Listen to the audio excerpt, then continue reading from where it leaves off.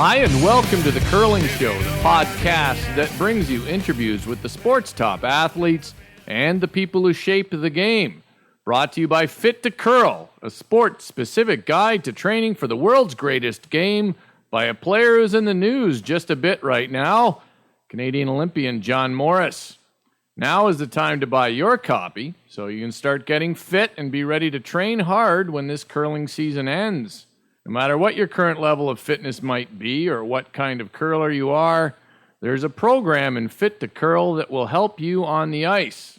Now, if you're in Vancouver for the Olympic Games, you can pick up a copy of Fit to Curl at the Gold Line booth at the Vancouver Curling Club. If you're not in Vancouver at the Games, well, you just have to visit fittocurl.com or stop into one of the many pro shops that carry the book. Now, let's get to our interview.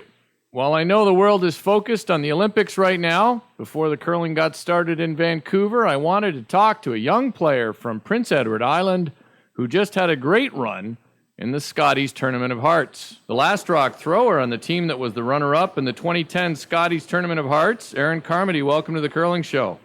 Thank you very much. Thanks for having me. Hey, you've had some time since your loss in the final of Jennifer Jones. With a pause to reflect and look back, what do you take out of the week? Wow. I guess what I take out the most is that, I'm so lucky to have those three other girls on my team. I mean, we really gelled the whole week, and, Kathy and Trish, with their experience, they were really able to settle Jerry Lynn and I down throughout the week. What sort of schedule do you guys play? You talk about gelling throughout the week, but you didn't play really tour events this year, did you? No, well, we were we weren't a really well-known team, so we just kind of went in a few of the local fields and did a lot of practicing, and I don't know, things really worked out for us. So, I mean, do you guys play in a league together in Charlottetown? Yeah, we do play in the Wednesday Night Super League, so there's a lot of great teams in that. Get a lot of good competition there. So based on the success in Sault Ste. Marie, do you think you'll tour a little bit more next year? I would hope so. I'm not quite sure what kind of offers we'll get, but I mean, if we do, I would love to, and I think the other girls would too. I mean, what a great experience and great opportunity for us to tour around the country if we can. Of course, as great as your week was, it must have been somewhat disappointing the way you lost the final because you did have that lead. You had one of those leads that when you're a team like yours, it actually can be a little nerve-wracking because you feel like you should win the game at that point. What during those last few ends sticks with you? What would you like to have changed? That's a good question. I don't think there's anything I really would have changed. I mean, we were set up to get our points in those ends and take away the steals from her, but this didn't happen, so came up a little light on that draw against two, and I think that was kind of the key shot. That killed us a little bit, but I mean, that happens, right? I mean, I love the conviction of that call that you were just, you were drawing the 8-foot constantly there and drawing the pin. So I love the conviction of the call, but do you kind of wish maybe you tried the hit? I mean, at worst, then you're tied with the hammer? No, you know what? I really like the draw. I had my draw weight the whole game, and unfortunately it just came up a bit short that time. And, the speakers thought it was fine the whole way down, and just kind of before the hog line, we really kind of realized, oops, we got to sweep that. But I just didn't quite make it there. Yeah, it just seemed to get into that slide path and fudge in a little bit, didn't it? Yeah, I thought I had the broom out pretty far, too, and I didn't think it would catch that, but, unfortunately it did, or maybe I was just a little light, who knows. What's it been like, you and Jerry Lynn, two young players, basically just out of junior, playing with two experienced veterans? Now, Kathy O'Rourke's delivery certainly wouldn't get the technocrats of the CCA too excited, but she made a lot of shots. She was right in the middle of the pack, I think, for seconds, and I think she offers a bit more than just shot making. What do you get out of that? Wow, that girl is so positive. She really keeps me relaxed out on the ice because, I mean, it's not easy going to the Scotties for the first time. 21 years old, and, it's a really overwhelming experience. And Kathy was just able to settle me down, and, she had so much confidence in me, and, that kind of spread throughout myself a little bit and gave me a boost throughout the week. So I owe it to the other three girls for really holding me together and holding me in there. Your last shot in 10 was probably, you had very few hole misses. That was a really tough shot. And do you think you guys overthought it a little bit? I think I didn't like the way you were in the hack, and then Kathy came out again to talk about it once more. Yeah, a little bit. I'm the type of player that I'm always thinking. Like, I always have too many things in my brain. So for me, it's kind of, I like to go a little bit quick, and I like to make sure, I don't know, that, not too many thoughts enter my head before I'm throwing that last rock. And, just let myself and believe in myself and go out there and do it. But, I think we needed to talk about it. If I was ever a little bit tight on that shot, then, we weren't even going to an extra. So we needed to take the time on that one for sure. You're 21 years old. You're going to be watching the curling, I'm sure, from the Olympics starting on Tuesday. Sure. Can't start a moment too soon, in my mind, the curling at the Olympics. No. I'll be tired of speed skating by then. So, how much are you going to let your mind wander when you see the Olympics? I don't know. I think you really have to look one step at a time. And, obviously I would love to go to the Olympics.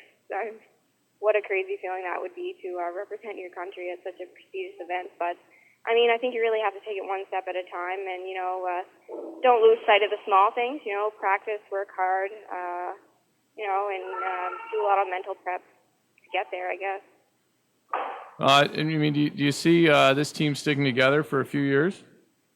I would think so, yeah. I'm not, we haven't really talked a lot about that yet. Ever since we got back, we've been really busy, kind of overwhelmed with schoolwork, and for Kathy and Trish, their work, and Trisha has little kids, so but we'll really have to sit down and talk about our future. But yeah, we're pretty excited. All right, do me a favor here and make the women in Alberta and Manitoba and Ontario jealous. Explain the PEI Scotties Tournament of Hearts process.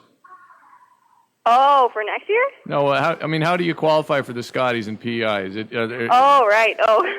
Well, I think we had 7 teams enter in our provincial tournament, so, So if it's not you and Suzanne Burt Nee Goody there, I guess that's sort of, you two must be the top 2 teams at this point.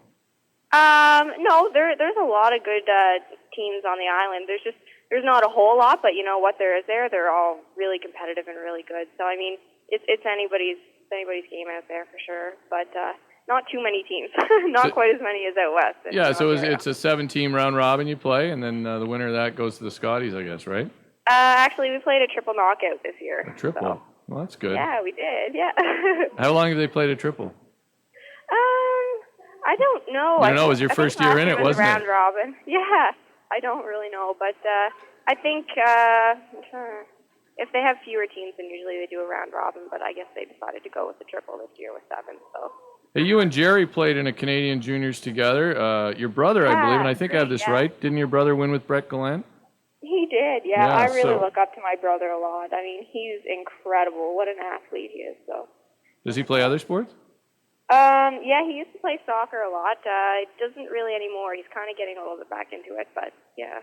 Well, why do you I actually called him before the Ontario game, our semifinal against them, and I asked him. I had a really bad game against Team Canada the game before, so I said, Hanson, what do I need to do here to win, or what do I need to do to settle down? And he was really easygoing and told me really concentrate on draw weight and have fun out there. So I look up to him a lot. So what's going right with juniors in PEI? Why are we seeing some really good juniors out of your province? I think the work ethic is a big thing, and obviously Brett doing so well, I think that inspires a lot of other younger curlers, and also us too to work hard, and it really puts the thought into our mind that if we work hard, then we can go places. It's interesting to hear you talk to your brother after that 1-2 game, because quite honestly, I don't think I'm alone in that I pretty much wrote you guys off after that, I'll be honest. I said, well, they lost that game. I think a lot of people did, yeah. Yeah, I thought, well, I figured that's a good run, but that's the end of them now. And then you came back and played really well against Kristen McCarville. So you talked to your brother, anything else you did? We just kind of relaxed in the hotel room. I find it really hard to come back after a loss. I'm really hard on myself, and, I tend to pick out a lot of the negative qualities, but the girls were so good to me. I couldn't have asked for three other girls to curl with. They really supported me after that game and brought me back up and gave me the confidence to keep on going. And of course, you had 3 games against, probably despite the fact that they're not going to be at the Olympics, Jennifer Jones probably the dominant women's team in Canada for the last 4 to 5 years, really. There you guys are, the mix of young and old from the island. what were the feelings like when you play them 3 times? Was there a comfort level by the second or third time? Was there any gamesmanship that went on with that team? I don't think there's ever really a comfort feeling when you're playing a team like Jennifer Jones, but I think I can say that after you play them the first time, your nerves start to settle a little bit, and you realize that you can't really focus a lot on your opponent. You have to focus more on your own shot making, and one shot at a time, and really try not to focus on the opposition. Yeah. Not much conversation between the two teams during the game, though, I noticed.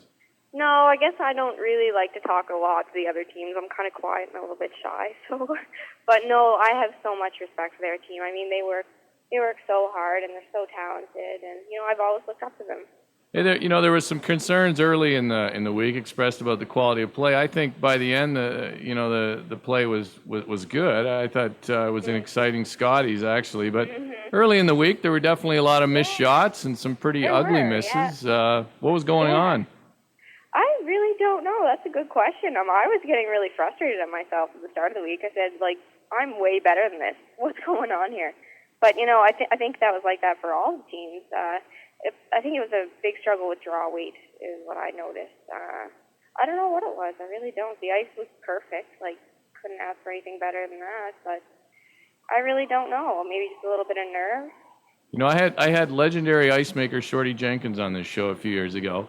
He's fairly ill now, Shorty, but a few years ago he was on, and he said on this show that he thinks the Scotties rocks are really bad. Did you guys struggle with the rocks? I didn't find it too much of a struggle, but we did choose our rocks carefully in the 1-2 and before the final game or the game against Ontario in the final game. But I think the rocks were not too bad, but we kept an eye on them for sure. All right, well, what's left for your team to the end of the season? Do you have anything, or is it basically toaster spiels from here on out? No, actually, we're entered in the provincial mix, Jerry Lynn and I, with my brother and Adam Casey from Breckley's team. So that should be a good time, and then we're off to a charity spiel in the States. Oh, you're going to the House of Hearts? Yeah, I think so. Yeah, I hope your parents are taking you. Well, you are 21. So. Yeah, I am 21. It's just that you look like you're about 16, Erin, so I'm a little concerned. I know a lot of people say that. That House of Hearts is a pretty rambunctious crowd. That's what I hear. No, it should be a good time. I'm so excited. I'm so thrilled that they would ask us. So, it's pretty exciting. We'll have a good time at that. Anything else? Yeah, we're also in the Curl for Wishes here on the island. So I think it's late April. Well, you guys, I guess you guys aren't in the Players Championship or anything, are you? Because you don't play enough to get in that. No, no, we're not in any of those. So, but can't wait to get out practicing again. That's what I can't wait for. All right, Erin, we finish every interview here in the Curling Show with a run back. I give you a topic, and you give me your thoughts in 1 to 3 words. Oh, in 1 to 3 words. Okay. 1 to 3 words, although I'm fairly liberal with that. Usually people... All right, then. Only Glenn Howard has truly nailed this, so, Oh, okay. All right, well, bring it on, Glenn. All right, see if you can match Glenn. The malfunction during the torch lighting in Vancouver. Oopsies. Cheryl Bernard's chances at the games. Let's go, girl. John Morris named one of Canada's most eligible bachelors. Really? Really? She's stunned by that, is she? I'm just joking. I'll tell John that you're not too impressed. No, don't tell him that. I'm just teasing. Canada's Own the Podium initiative. I don't know what to say that one. Team Canada's chances in men's hockey. Pretty darn good. And curling on The Simpsons tonight. What? Yeah, you didn't know. They're going to do a thing on curling on The Simpsons tonight. I'm as usual concerned that they'll make such a mockery of the sport it won't be worth the media time. But you never know. Maybe it'll be okay. I'm gonna watch it. Yeah. I'll have to let somebody else watch it first. Well, down here in the U.S., there's a lot of buzz about curling every Olympic year, and I wasn't sure if it would be as big this year as past years, but it's big again, and I'm the president of my club down here, and I'm fielding media requests every day for curling things. So whatever you think about the Olympics, and I've been off and on. I've been lukewarm on them, but I got to say they're great for the game, actually. Hey, I give everybody on the show a chance to name sponsors, team sponsors, but I don't know if you guys had any. Did you have any sponsors this year? Yes, we do.